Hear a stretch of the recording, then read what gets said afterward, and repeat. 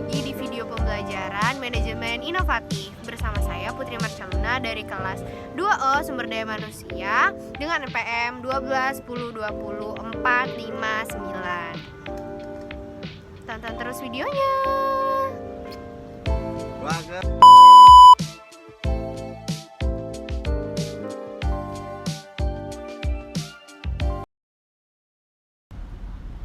Membangun human capital untuk modal manusia berkualitas unggul. Pertama, kita akan bahas mengenai human capital dan manajemen. Human capital dan manajemen itu terdapat poin-poinnya. Yang pertama itu adalah sumber daya manusia.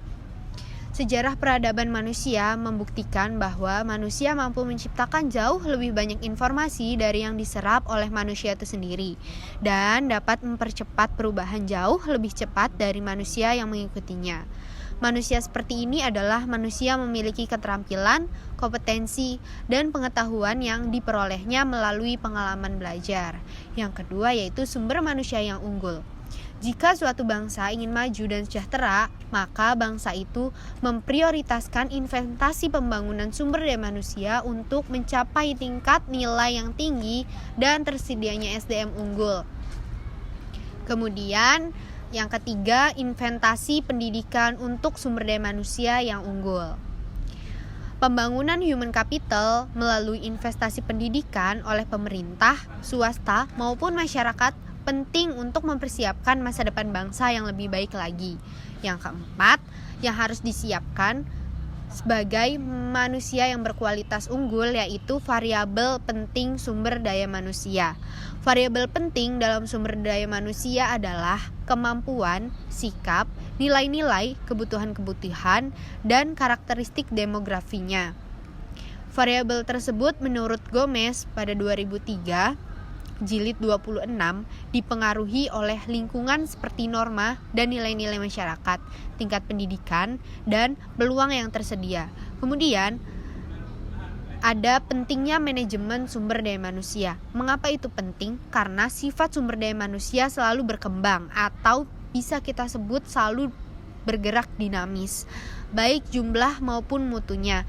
Maka, untuk memperoleh keseimbangan antara SDM yang tersedia dengan tingkat perkembangan ekonomi pada tahap tertentu, diperlukan manajemen sumber daya manusia yang tepat pada tingkat nasional dan daerah.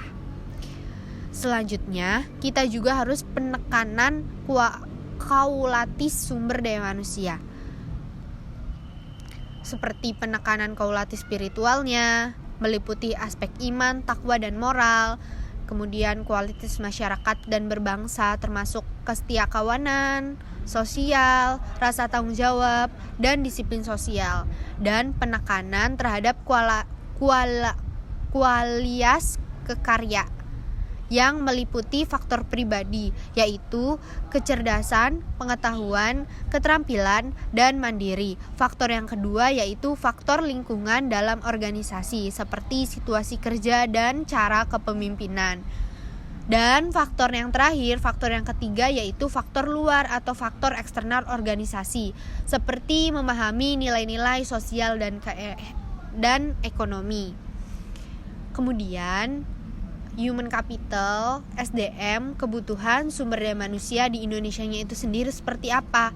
Dari pandangan di atas ditegaskan, sumber daya manusia yang diperlukan Indonesia adalah orang yang cakap, dapat dipercaya, memiliki motivasi tinggi, memiliki kemampuan dan kecakapan menciptakan iklim hubungan yang produktif dan membangun iklim kerjasama tim yang solid. Nah, itu dia human capital dan manajemen yang harus kalian ketahui untuk membangun human capital sebagai manusia berkualitas unggul.